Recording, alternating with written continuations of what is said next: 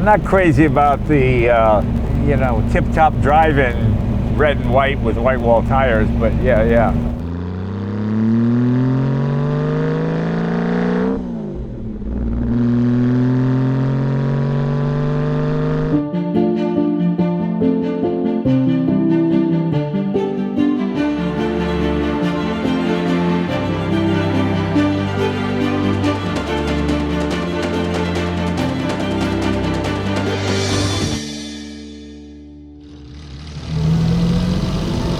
So Jay, it's 1951, we are in Italy.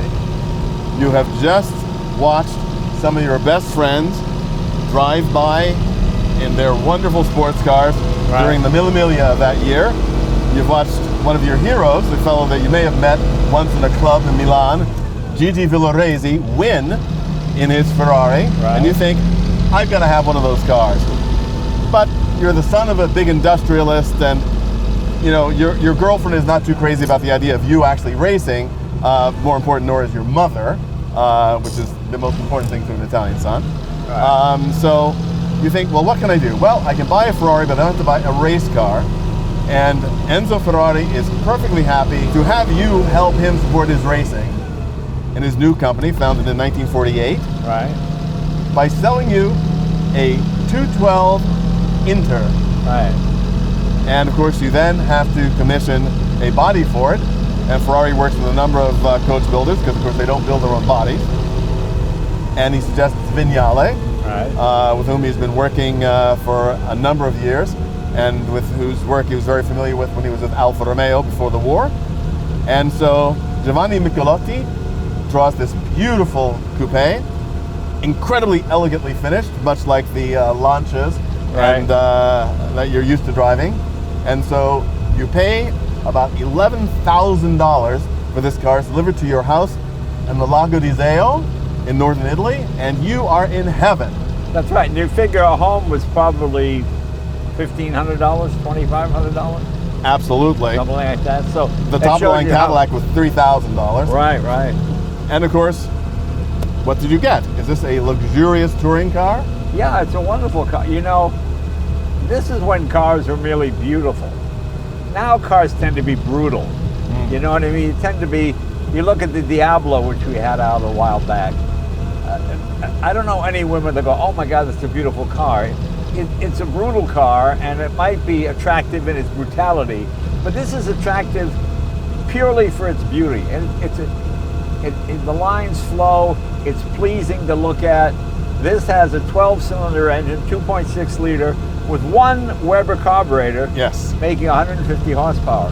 You know, it's hard to explain to people the 1953 Corvette because it seems ridiculous. It had a 6-cylinder, and it was like, also I think about 150 horsepower. But actually, it was the same power as a Ferrari at the time. And it didn't seem like such a crazy idea. And this is a car with good power. Yeah. Put your foot in it for a moment.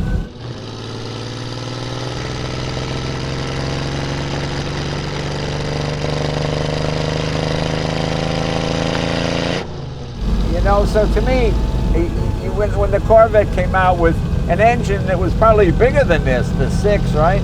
That was probably, what, a 3-liter 6, something like that? This is 2.5 liter. You know, when I was a kid, I always thought Ferrari engines were huge because you'd open the hood and, oh my God, that's 12-cylinder. Oh my God. And you realize it's smaller than a Falcon 6 or any American. These tiny cylinders. It's also one of those things that when you think about the fact that Ferrari was really just a racing company. And they, by necessity, sold cars like this one to help support the racing team, although of course they also sold some cars to privateer races as well. But it was all about the engines for Enzo Ferrari. This has got the legendary short block Colombo V12 engine, which would go on to be developed to be the base of the power plant of some of the greatest Ferraris of all time. And it was really something that gave Ferrari, he also hedged his bets. We'll see later in this segment, we're going to drive a slightly newer car, just by a couple of years, a 250 Europa, Right. which is going to be miles different from this car, and very similar to this car in some ways. Well, this car you don't drive as much as pilot.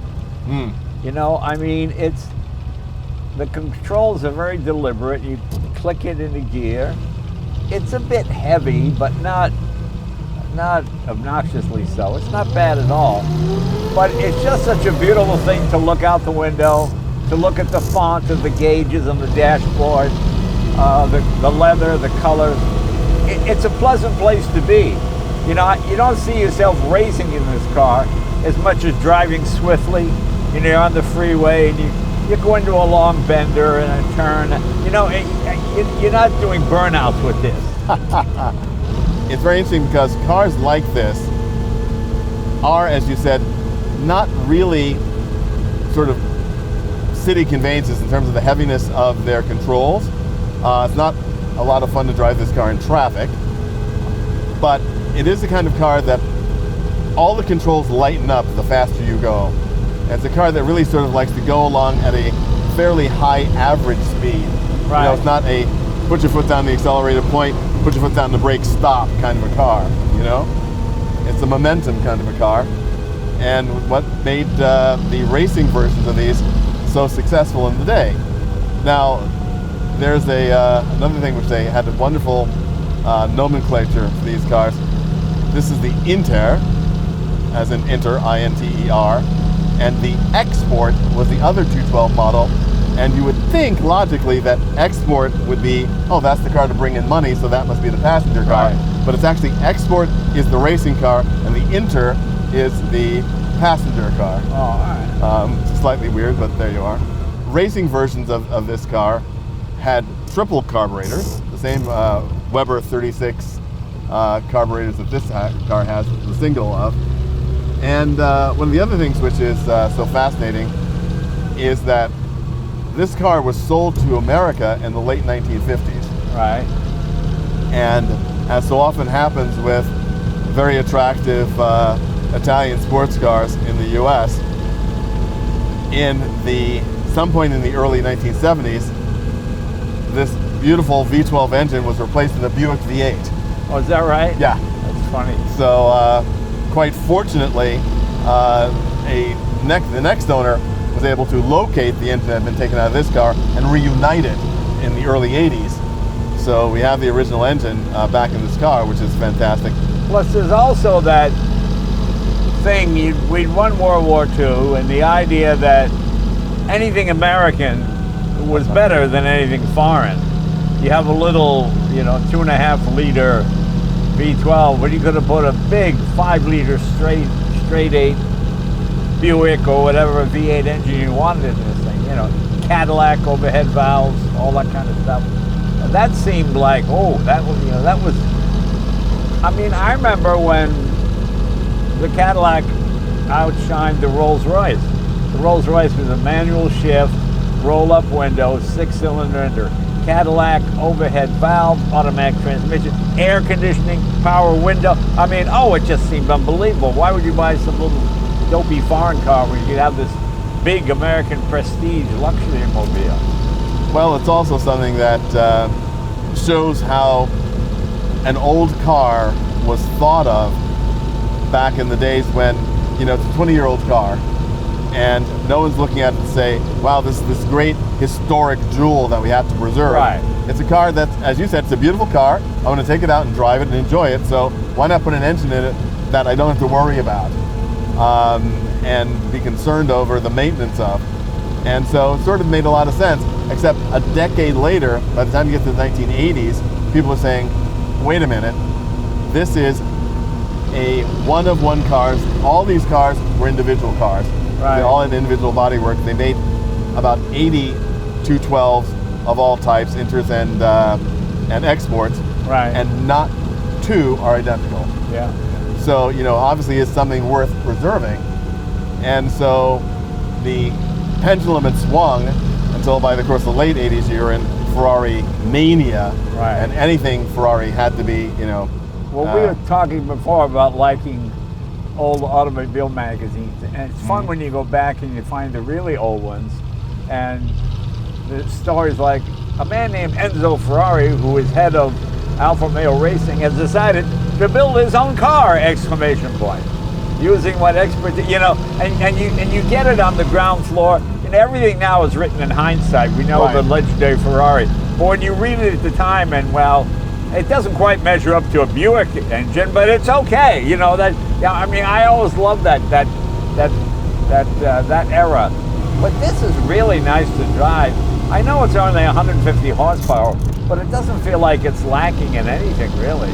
No, and considering the fact that this is a steel-bodied car, so it's not particularly lightweight, the competition cars were typically alloy-bodied and very, very sparsely furnished inside. This car is very luxuriously furnished inside with these very comfortable seats, lots of carpeting, leather trim on the door panels, beautiful wool headliner, all of the creature comforts you'd expect in a luxury GT. Yeah. But this is the chassis and engine and gearbox of a racing car. Right. There were no compromises made by Ferrari for the fact that this car was not going to be used as a competition car. So one of the things is that, one of the things I also love about these early Ferraris is how incredibly mechanical they are. We hear that engine, right, you know? right. We hear the whine of the gears.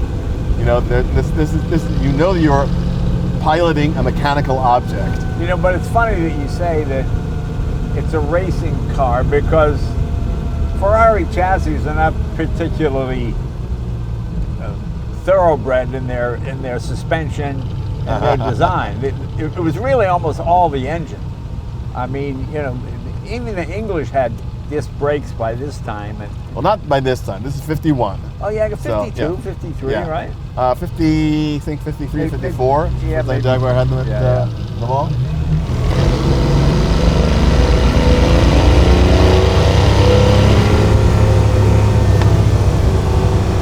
Yeah, to think about the fact that our beloved Mark Lancia, much more sophisticated technologically and mechanically, in a couple of years, in 1953 and 1954, would start to challenge Ferrari in the sports racing field and actually beat Ferrari in 54 and 55 in sports racing.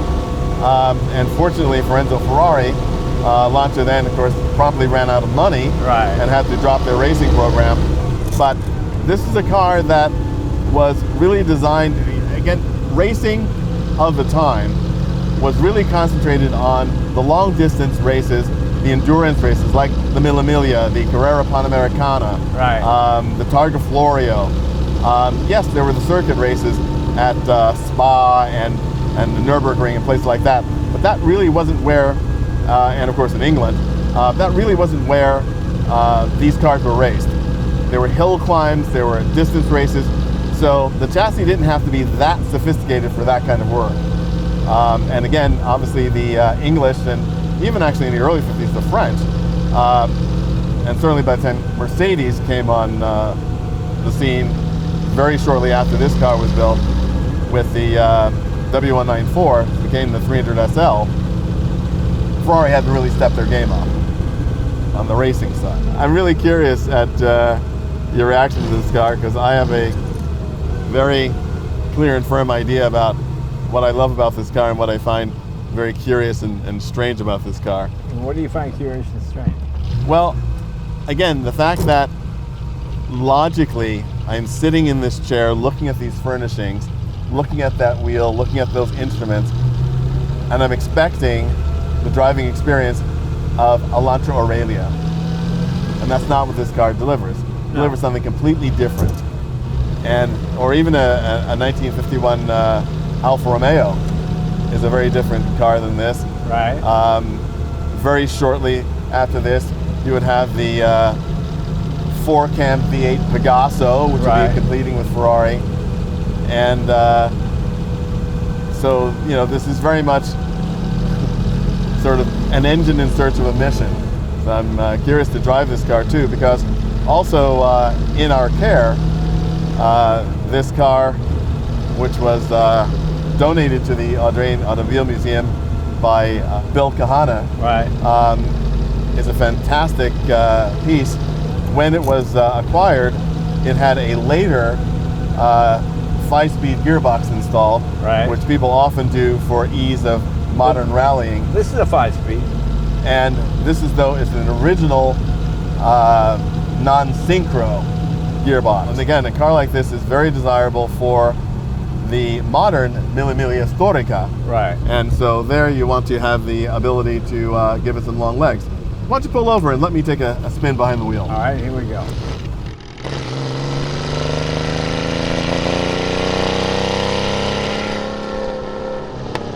This is something that's fallen out of favor, the idea of having... Yeah, translucent, Yeah, which make perfect sense, it does. especially in a windshield this narrow, you know? Yeah, being behind the wheel of this car, I am absolutely transported to all of the Mille Miglia historic events I've done. You've driven the Mille Miglia, right? 4 times. Oh, okay, yeah. And the last time I did it with Antonio Meligari, the head of our video team, and we recorded the whole thing for the Audrain Museum Network. So you can watch those videos here.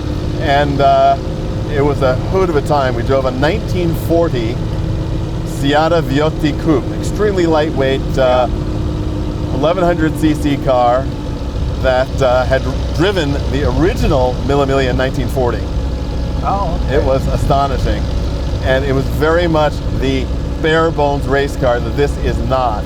First day of the event, the soles of my racing shoes came off because the glue came loose because it was so hot. It was astonishing.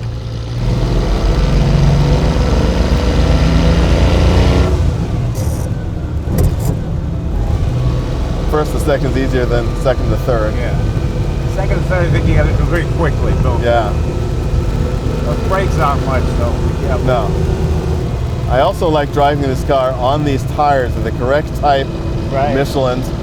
Nice round-shouldered tire where you really get a nice easy transition as you turn the wheel, which is very nice.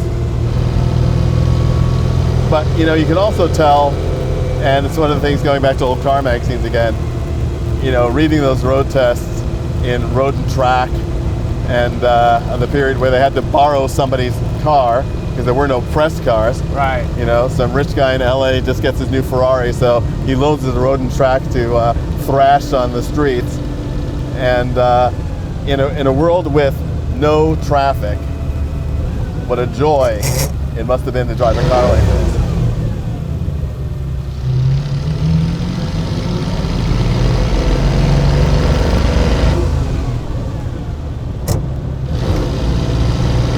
That's better.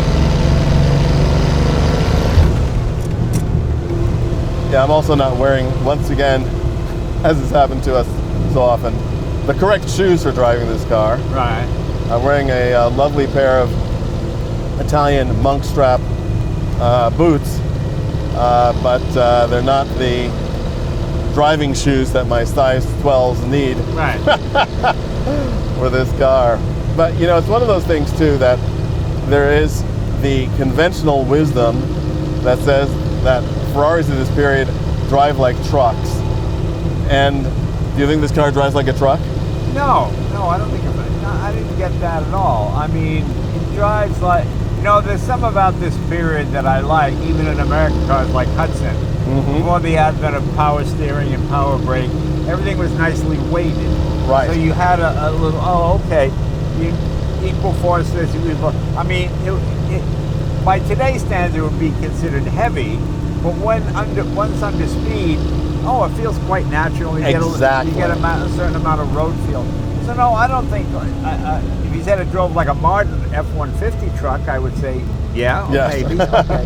But not truck-like, because the role of power is not truck-like. Trucks are very, you know. This has, the torque just pulls you through. And also, again, think about, you know, putting something in period context. A 1951 truck Right. Right. was really something else entirely. Right. It was no feature comforts at all. Yeah. Plus, you put up with a lot more because it's beautiful, you know. Yeah, absolutely. It's the same. It's like it's a woman, you know. It's a pain, but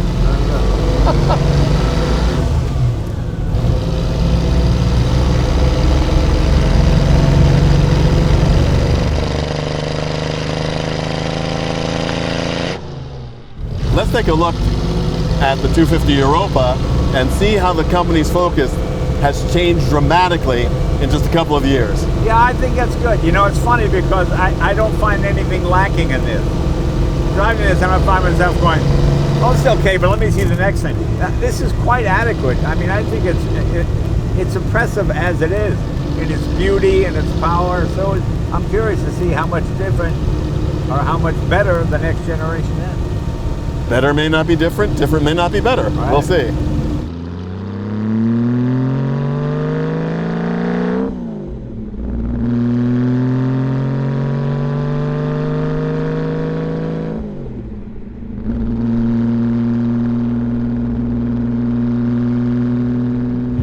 So Jay, we are now just 2 years removed from the 1951 212 Inter.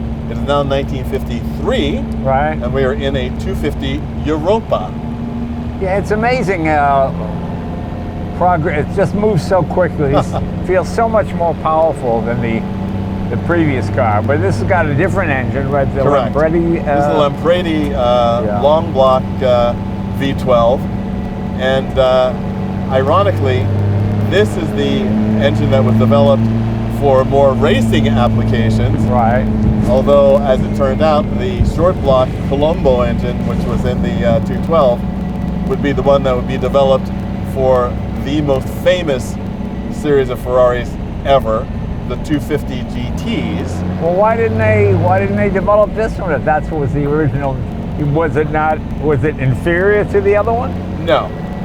This was more adaptable for larger displacements. So Right. it started out here in this 250, and of course in the traditional Ferrari naming system, the name of the car was the displacement of the individual cylinders. Right. So 250cc times 12 is a 3-liter car. Right. So for the application for the 250 GT series, they thought, well, let's make the Colombo engine a 3-liter, and we'll use it for this application. We'll save the Lambredi for the very fast racing cars for the US market and for our big luxury tours. Right. So this engine was started out as a 3-liter in this car, ended up being a 3.5 and a 4-liter and almost 5-liter in the 410 Super America, Right. the 500 Superfast. Right. Right. So, which actually the Superfast was a blend of the Lambredi and Colombo, but that's getting into Yeah. like Porsche dot detail, which we don't need to get into. But it's a very interesting thing that this car now feels like the car you're going to sell to the gentleman who wants the aura of the racing Ferraris, but actually wants a car that he can actually drive to the opera, to dinner in a fair amount of comfort. Right. Right. I think that's true. And for me also, I drove the one that they gave to Henry Ford. That was a 212, wasn't it?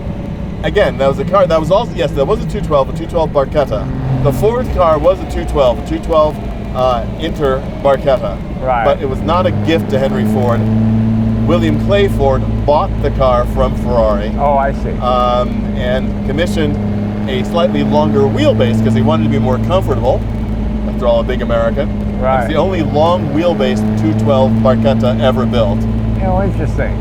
And it is also quite fascinating that Ferrari would become, with the later 250 GT series, a production car company for the first time. This was, again, sort of the precursor. They built 20 of these cars, and it was the first time that they'd built 20 of a car that looked the same. And it was the start of their relationship with Pininfarina, which would last for decades. Right, right. And he went away from Vignali and Ghia, who had bodied many of the early Ferraris, the 195s and the 212s, and almost exclusively would use Pininfarina from here on out. Now, why the wide white walls? Is that an American thing? Well, the answer is yes and no.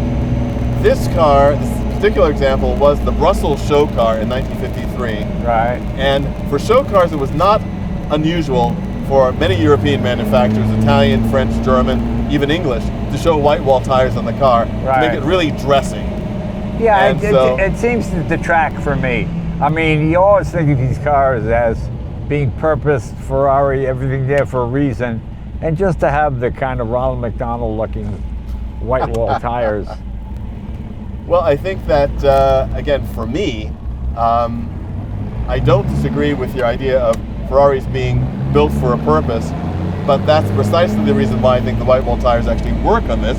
The purpose of this car is to be a gentleman's express. Right. It's also why I'm wearing my hat in the car. You know, Oh, I see. You don't wear a hat in a racing car easily. Well, that's true. And so You don't really wear a hat for any reason. But and so the interesting thing too about this car, which has in the hands of its former owner, a great fellow from Belgium who I know quite well.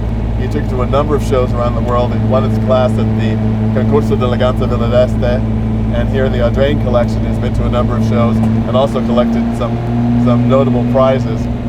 And it's a car that operates in that very special place of being a performance car and a car fun to drive, but also an elegant car. right. And as opposed to the 212, which is, I think, an absolutely beautiful vehicle, this is a car meant for that dual purpose of the Gentleman Express, a car you take to a Concours d'Elegance, but also take for a blast through the mountains. And as opposed to the 212 Inter, which we agree is an incredibly beautiful car, very well finished, this is a beautiful car, very well finished, but also can deliver on some of the promise of the looks. Right. I don't find it any less beautiful or more beautiful than the Than the 212? No. They're 212. totally different. Look, I'm a big fan of Giovanni Michelotti, especially his designs for Vignale, like your Cunningham. Yeah. But I also love these early mid-50s Pininfarina designs. Right. And it's also quite interesting that the successor to this, the 250 GT, there's a wonderful scene, because this is the quintessential consumer car for America. There's a great movie, it's one of Jimmy Cagney's last movies, maybe I'm wrong on that, but called Never Steal Anything Small. Right. And it was originally designed as a musical, and of course a lot of people don't know that Jimmy Cagney is quite the musical performer. Oh, Yankee Doodle Dandy. Absolutely. Yeah. But they decided after test screenings that it did not work at all as a musical, so they recut the movie and shot into some new scenes and cut out almost all of the musical numbers, but one they left in which Jimmy Cagney is trying to talk this woman into helping him with this heist that he needs to make. Right. And so they're walking down the street and he said, "Baby, I'll do anything for you." And they're walking by a car showroom and said, "I'll buy you a new car." She says, "Any new car?" He said, "Yes." So they walk in and she's looking at all the cars and she says, "Sorry, I want a Ferrari." It's a Ferrari 250 GT Milano Coupe, Right. the successor of this. And so I've always loved that entire idea of, you talk so often about foreign motors and selling foreign cars. This is a Right. dealership that sold everything from Izettas to Ferraris, Jaguars, Mercedes. It was absolutely hysterical. But it's this whole idea of this is a car that, again, that a woman would want to have as a car to drive, not just be driven in, because now the car is now civilized. Well, I have to admit, the suspension and everything feels better than the early car. Yes. But that just could be individual restoration. No, it is the design of the car, because again, Yeah. this particular chassis was not designed to be dual purpose road and race. Right. This was designed just for the road. They were running a completely different car for racing at this time, the 375 mm. And you've got an all synchro gearbox now. Yeah, that's what I was going to say. The synchros really make the difference. Yeah.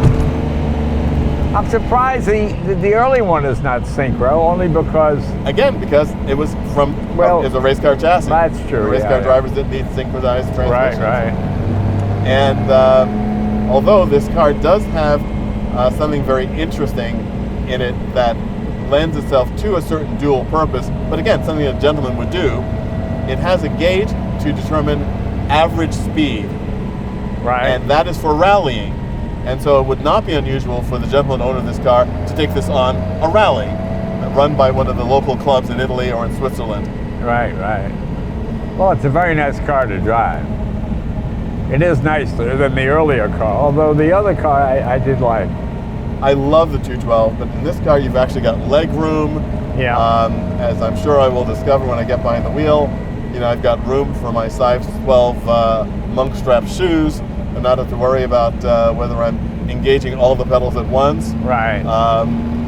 And you know, I have to say, in terms of design and the interior furnishings, the earlier car is a bit more interesting in terms of its design and way detail. more engine heat from this one. Yes. I mean, I can feel it coming through. We didn't feel anything before. No. And it's not as if the engine's running particularly hot Right now. It's just, I suppose the difference between the Colombo and the Lampredi. It's very funny, you know, we talked about the short block and long block, and I didn't really appreciate this until a number of years ago. And I actually thought, let me actually look at this, since I've never built a Ferrari engine. But this engine is 5 inches longer than the Colombo. Wow, okay. So it's an astonishing thing, but that's why it had the room for the incredible expansion in displacement that it had over its lifetime. So if we have now, you've sampled the 1953 Ferrari driving experience. Right. I would like to see if I agree with your conclusions. I'm sure I will, because we have never disagreed once. That's right. In all the time we've known each other. Well, I think this is obviously a more improved car. I'm not crazy about the, you know, tip-top drive-in red and white with white wall tires, but yeah. Well, you know, again, this is a very attractive color scheme. I think in this car with the red and the cream. These are not the original colors of the car, right. I must say. Interestingly enough, the other car, the 212, which is black and green, this car originally was two-toned green. Right. So there is a theme here too, because people always think of Ferraris as being all red. Right. But very typically, the touring cars of this period were in green, gray, blue, black. So it's very interesting. But let's see if the color makes a difference in the drive. So why don't you pull over and give me the wheel, reluctantly as it might be. See what you think.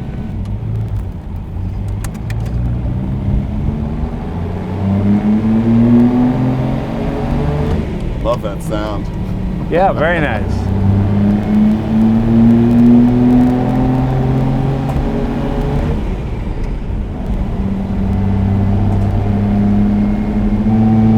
So yeah, Jay, I am enjoying the drive in this car, and it's very funny because this feels much more like a contemporary Alfa Romeo, like an Alfa Romeo 1900. Right.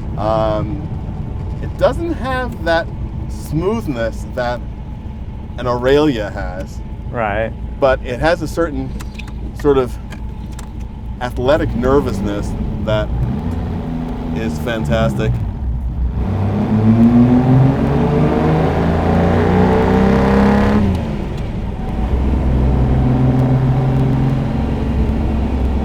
Pulls very cleanly, and it's so funny too, because I would probably guess that the depth of this windshield is not much higher than that in the 212, but somehow it feels so much airier than the 212, you know? Or is that my imagination? I don't know. I thought the 212 was pretty airy.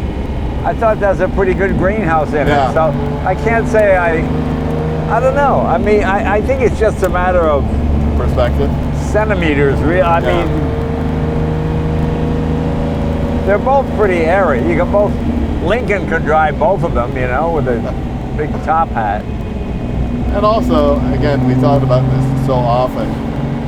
The contrast between cars of this period and modern cars, where, you know, the A pillars are so thin.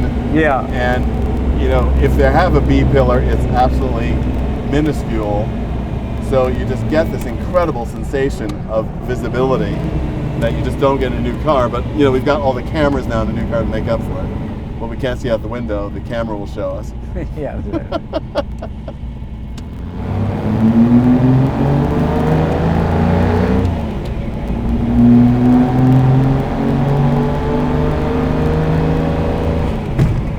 And what's the rated horsepower on this one? 200. Oh, it is 200. Yeah.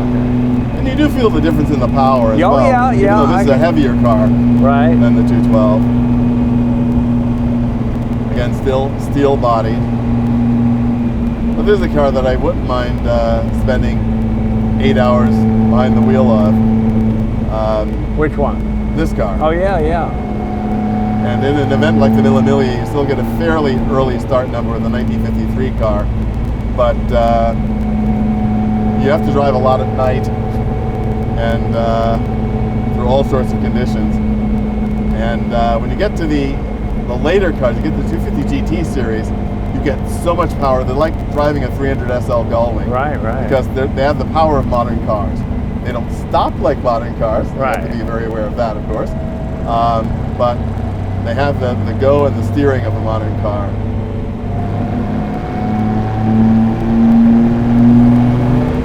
So in this case, I certainly say that progress has been a benefit, but it's not as if where Ferrari started was necessarily a bad place. Right, right. So it's about choosing, for me, choosing your environment. And cars being the time machines that they are, if you feel like having that very early 50s, late 40s driving experience of a high performance car for the road, the 212 is your car. If you want something that's a little more modern and easier to deal with, then the 250 is it.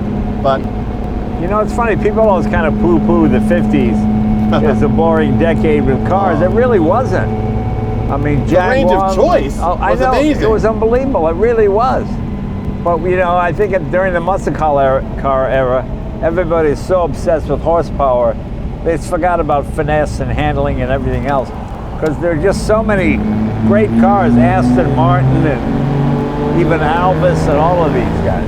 Yeah, you know, think of what you just said, Jay, is amazing. Think about what your choices would have been in 1953 for a high-performance sports car. Yeah. Alvis, Bristol, Jaguar, Lancia, Ferrari. Would that we ever had a choice like that today. Yeah, yeah. So this has been a great, fun day discovering the magic of two early Ferraris and hopefully convincing some folks who are not very familiar with these cars how great they are and what they really have to offer. Well, Jay, on the road, these cars were a very definite choice, but one which is easy to make because either is great. Yeah, they're both very good. You know, it's fascinating to see Ferrari right at the very beginning when nobody knows what it was. Even people who don't know cars know, oh, Ferraris are something very special.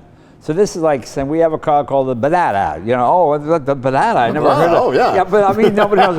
You know, but when you think about what American cars were, this is the antithesis of all of that. You know, there was no American cars like this. Anything that revved, maybe Duesenberg with their overhead cam 4-valve cylinder, that revved to about 4,200, 4,400, which was unbelievable. But Pierce Arrow, 1,800. I mean, nobody had revvy engines, really. You know, you actually brought up something really interesting, which I've never thought about or spoken to anybody else about, but thinking about who the market was for these cars after World War II.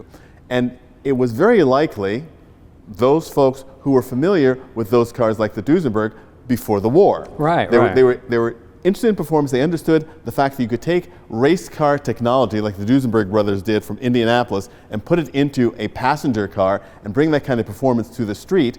And they would be the ones sort of following what was happening in racing in Europe that's just starting again. Enzo Ferrari was absolutely brilliant with Luigi Chinetti, who was his distributor in the US.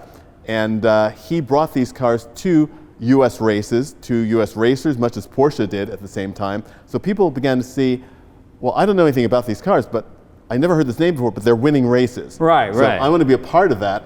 And it's really interesting to see how quickly, as we saw on the road with these two cars, only separated by 2 years, but very different philosophies. Also, you mentioned American cars, and I have to make my usual shameless plug for my book, Stile Transatlantico, Right, Transatlantic a great book, Style. by the way. Thank you very much. It pains me to admit it, but it's an excellent book. Yes, it's excellent. Thank But you know, you also had a time You had Curtis LeMay. He was like just a crazy general who liked sports cars, started sports car racing. He's the guy that wanted to use atomic bombs to build a highway system to blast through the Rocky Mountains. You know, we had just won World War II. You couldn't tell us anything. Our cars were big and flashy, and this tiny little stuff with small engines. That was for a particular audience, especially very popular on the East Coast too, because you had a lot of immigrants on the East Coast, so they had heard of Maserati and Ferrari. Right. It's such a different time, you know. That's what makes it so fascinating to go back and see the history here, and to take it as nothing special. It's just what's this new car? Wow, I've driven cars from '51 and '52, and these are really much better and really exciting. And really, really totally different, so much more involving than most American cars of 51 and 52. You do feel that difference dynamically. We were talking about what the enthusiast's choice was in 1953 when you had this Ferrari, you had a Jaguar XK120, you had Aston Martin, you had even the Bugatti. You still could buy a new Bugatti in 1951, the 101. I have a copy of an English magazine. The three fastest vehicles in the world. The Bentley was the Continental was the fastest saloon or big sedan. The Jaguar was the fastest sports car, and the Vincent Black Shadow was the fastest motorcycle. So it was all English. They dominated, you know. The American stuff really was about dependability and going long distances, but you know, we really didn't really get involved in it until they all started coming over. And it's interesting too, thinking about the appeal of these cars as racers, as it were, for the road, for the gentleman, and going back to what would appeal to an American audience. Giovanni Michelotti in his designs for Vignale was very conscious of the American market, and you see details on this car which seem very American, like, you know, a porthole vent in the front fender. You think about a Buick. It's got a really neat feature where there's a light in it that at night, the side indicator light lights up that flash. And this car with, again, for the show, admittedly, but again, the white wall tires. Right. It's because they wanted to appeal to the American flash sportsman. Right. And these are cars that would look really great in any setting. And that's the other thing, because you don't want an out-and-out competition car, because it would look odd you driving to dinner in a race car that you just driven at Daytona or Sebring. But these are cars that you could arrive at dinner in, or at the opera, or at the bank even. Well, not the bank, that'd be a bit much. Yeah, people would not want to invest their money with you if you show up with a new Ferrari. Maybe that's a bridge too far. But it's really funny that you say that, a new Ferrari. Ferrari being synonymous with excitement. None of that existed at the time. You know what I'm saying? You were certainly somebody who was flash, because you were not driving a Buick. Right. And also thinking about the cost of these cars, the fact that they were incredibly expensive. And I once asked Luigi Canetti Jr., I said, you know, what was your father's sales technique to sell the cars he had to sell? And he said he didn't have a sales technique. He had 20 cars a year to sell, and he thought if you can't sell 20 cars, you shouldn't be in the business. Yeah, and it's funny when the Vignale body, this is the same body, similar to my Cunningham, but being American, they made it just 10% wider, taller, longer, because Americans were bigger. So it was kind of interesting. It's basically a Ferrari with a Chrysler engine. Exactly, and you see that entire sort of longer, lower, wider thing happening between the 212 and the 250. As we saw when we sat in the car and drove it, this car has half again the leg room of this car. Right. So it was a car that you could definitely take on a weekend trip, or even drive it across country if you wanted to. Well, it better not break down, because nobody's going to know how to fix it. You know, that was about as foreign. Don't forget, you're talking metric. You're talking different. Nobody has wrenches to fit this stuff. You know, the dealer better be pretty close to your house. There's a great story that I'll only tell the short version of. I had a good friend who became very successful in his electronics business in the early 1960s, and he was driving a two-stroke Saab. And he said, you know what, I've always loved Ferraris, I want to get one. So he traded in his Saab for a Ferrari 250 GTE, and bought it in New York, and he took it out to his home in New Jersey. And a week later, he calls up and says, I need to have my service done, my 1,200-mile service. And the service manager said, you just bought the car. He said, yeah, it's my car, I've been driving. I said, okay. I'll bring it on a Monday. When will it be ready? Oh, on Friday. Okay, good, because my wife and I are going to drive up to Montreal for the weekend. And the service manager said, do you think that's a wise idea?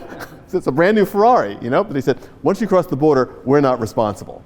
Wow. So yeah, it was an adventure to own one of these cars in the US in the 1950s, especially at this time. But this is fantastic, and I'm so glad that we're able to bring this little piece of Ferrari history yeah, it really was to our fun viewers. because, again, the cars just have such a different look.